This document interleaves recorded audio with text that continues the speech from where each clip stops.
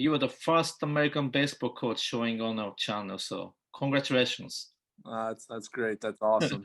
Could you tell us your coaching and the players' background briefly? Yeah, I played 4 years of college baseball, two junior college, and then 2 at a 4-year school. Drafted by the New York Mets organization in 2010. Played 3 years. I was a pitcher. Was released in 2012. Played some independent professional baseball for a few months and felt led to coach. And so I was asked to come back to my alma mater, Wayland Baptist University, and finish my degree and become the pitching coach. And so I was a pitching coach and recruiting coordinator at Wayland Baptist for 6 years. Finished my degree and my master's. My master's degree is in sport administration and management. My agent, when I was with the Mets, is from the Chambersburg, Scotland area. The basketball program was looking to grow the sports division. And at the time, it was just basketball and then the high school on campus. And they approached Brian, my agent, with the idea of starting baseball.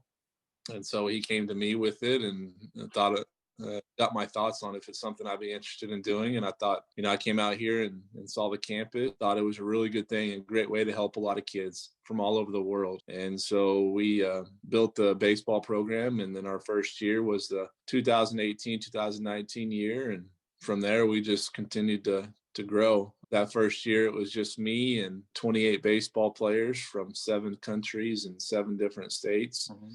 Now we have 7 full-time coaches. Have myself, and then Josh Ed is our head high school coach. He played 9 years professionally with the New York Mets organization most of the time. He pitched in the major leagues with the New York Mets for 4.5 years. He retired 1.5 years ago and came on to be our head high school coach.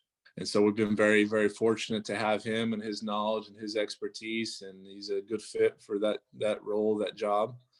Our pitching coach, Jordy Henry, I coached at Wayland Baptist. He played 4 years of college baseball. Very, very intelligent person, very motivated. Our pitchers thoroughly enjoy what they learn from him every day that they get the opportunity to work with.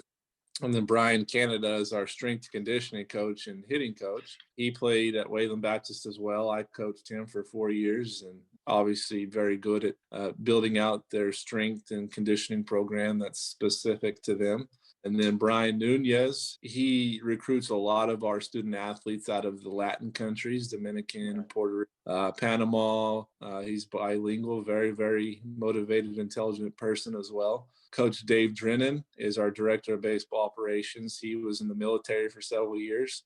And so he's kind of that. Corey Weldon is actually my brother. He played 4 years of college baseball, and he's our head JV coach. He's actually the residential assistant. They seem to really enjoy him. So with these 3 years, it's growing so fast. Yeah, went from 1 team to 3 teams. Our prep team, a high school varsity and a high school JV. And we have 12 different countries and 11 different states represented just in our baseball program. So there's so many baseball programs across the nation. So how did they end up with SCS? Why did they choose? I think the individual attention that they get here. We're not to say that every place is like that, but there are a lot of places where those students are just a number. There's not that genuine care for their interests and their development and things like that. These young men that walk through our doors, we care about them a lot and we want them to achieve their goals and their dreams. And so I think that's a big reason. It's just the people that are here, the coaching staff and what they bring. Very development focused. It's not about just going out and putting together a good baseball team and playing a game. We are very development focused, meaning we develop programs for strength and conditioning and base and their throwing and their hitting that's really individualized to them and their individual needs, their different seasons of life. And I think that's one thing that kind of makes us unique is that personal touch there. And then just the extra effort that we put forth to make sure that these guys, once they graduate, they get the opportunity to go off and play college baseball. We actively work on their behalf to use our network of college coaches to find them as many opportunities as possible and maximize their exposure to try to get scholarships, things like that. So, wow, you guys got good educational counselor as well, right? Yes, sir. You mentioned about the SCS is such a diverse program, I guess. Especially you have many players from all over the countries, like Japan, Korea, a lot of Latin countries. So they all have different type of lifestyle, language, culture background, and plus they are teenage, difficult to age. So how do they unite as a team? Like how do coaching staff lead them to the same direction? Yeah, I think it's just the culture that we have created, family-oriented culture. I think us as their coaches, we provide leadership. We show them how to care for others and love others and treat them with respect and things like that. And I think that overflows into the relationships that they build with each other. It's not a you versus me mentality. They encourage each other and they help each other. And not to say that they don't compete, they compete against each other, which helps them improve and develop. But at the end of the day, if you were to step in between one of them, you better be ready for a fight. I think that's how, as diverse as we are, I think that's the biggest thing that allows them to come together. Being surrounded by each other in a boarding school experience, they form relationships, they form friendships that will last a long time. As Shio, a year and a half ago, and one of his best friends here is a young man from Russia. And we tried to do our best to put them in a situation to where they're living with people from other places to help with that language barrier and improve upon their English skills. But I think that they learn a little bit about their culture. They learn a little bit about where they come from, and they come to appreciate and respect each other in that regard. Who could imagine becoming a friend from Russia at the teenage age? So that's amazing. It doesn't come without you, as you said, they are teenagers. So we have things in place as a program. We try to hold them to a higher standard, making sure that they clean up after themselves and take care of their space and learn those life skills that they may not have to learn until maybe they go off on their own for the first time. And so they're learning to cook for themselves. They're learning to clean after themselves. They're learning to take out the trash. Time management skills are a big thing for them. You know, nobody is holding their hand to get them out of bed, you know, so they have to set their own alarm, make sure that they're where they need to be early and that they're prepared, and just those life skills that are going to help them to be successful as a student athlete in college and then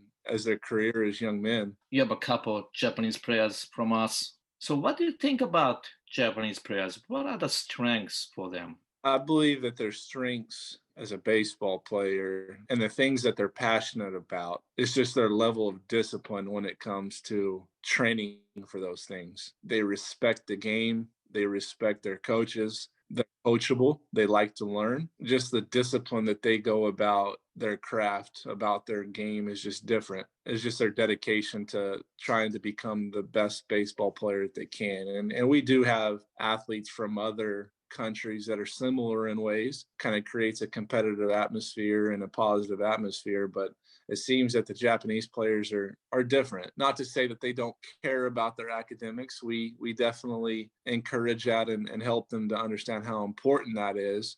But it's only if that same dedication and discipline can carry over to the classroom, then we'd have a really good situation. And that's what I keep telling them. Yeah, they don't listen. And I think, and correct me if I'm wrong, and that may not be totally the case, but most athletes, maybe in Japan, especially with baseball, is that their respect for baseball or appreciation for baseball and their coaches is different than what they have for their academics and their teachers. We can talk about it next time. It'll be a long conversation. From your coaching standpoint view, what are the success tips for those who want to play in higher level in the U.S.?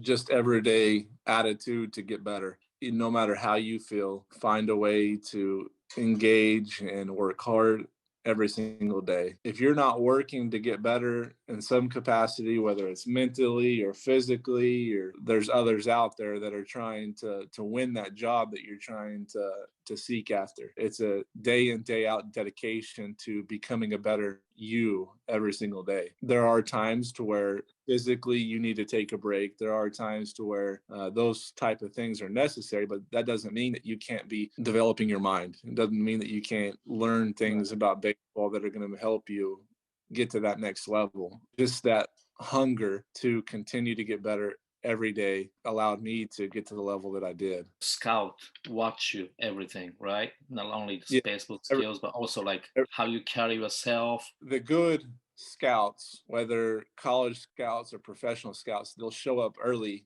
to a game. And what they're looking for is who's going to be the first one out of the locker room, who's going to be the first one to carry the equipment to the field and make sure everything's set up, and the first one to take initiative to get the team together to warm up, how they get on the field, how they get off the field. If they're a position player and they have an at bat and they strike out, how do they respond to that? Do they throw their bat? Do they hang their head? Do they carry themselves in a negative way? Or do they respond in a positive way by running back to the dugout and putting their things in a proper place and then being able to reset and have a better at bat next time? Those are the intangible things that scouts, professional or college, are looking for. And then this is going to continue to be even more true for this generation moving forward. The things that they put on their social media, college recruiters, professional scouts, that's probably one of the first places that they go, is to see what sort of content, what sort of things that an athlete is putting on their social media accounts, because it's a pretty good indicator of their character, their work ethic,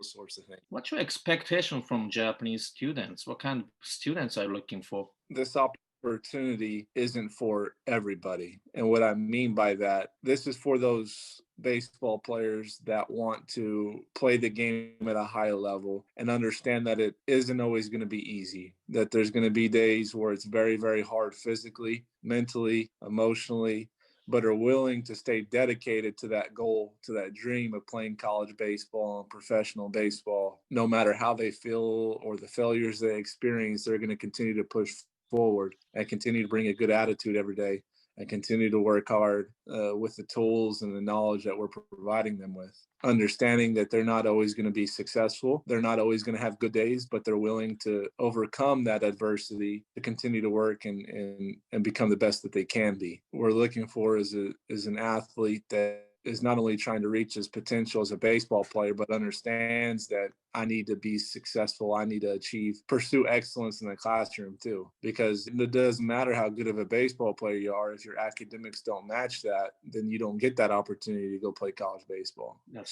And then once you do get to college, if you can't pass your classes, you don't get on a baseball field. So, and to say, well, I'm not going to go to college, I'm just going to get drafted and play professional baseball. Well, your grades matter to those professional scouts too, because it's a character thing. It's a heart thing. Mm-hmm. So we're here to support them and help them be successful with that.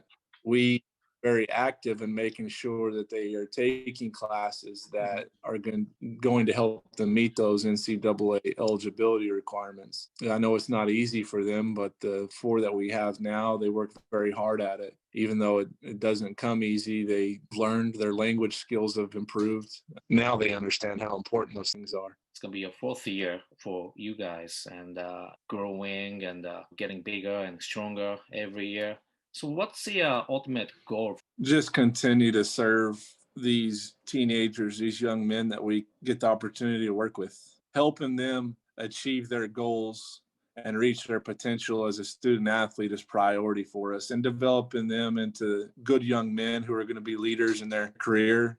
Even if it's not baseball, those things are priority to us. I don't like to lose on the baseball field, but at the end of the day, winning is not priority. We're helping them continue to improve and get better every day academically and athletically and young men. Then we're doing our job. And that's our hopes, is to reach and be able to work with as many young men moving forward as possible and continue to grow in that capacity. Just each year that we add a baseball player from a new country, it's really cool to me. I like I like how diverse we are. You know, if we could have a kid in our program from every country in the world, I think that'd be really cool. And I think that just spreads our level of influence. That's kind of our priority. We'll continue to improve every year, and facilities and the campus and how we do things as a baseball program and all those sorts of things. We're going to continue to go as a baseball program, just serving these young men that we get the opportunity to work with to the best capacity that we can. So your goal is becoming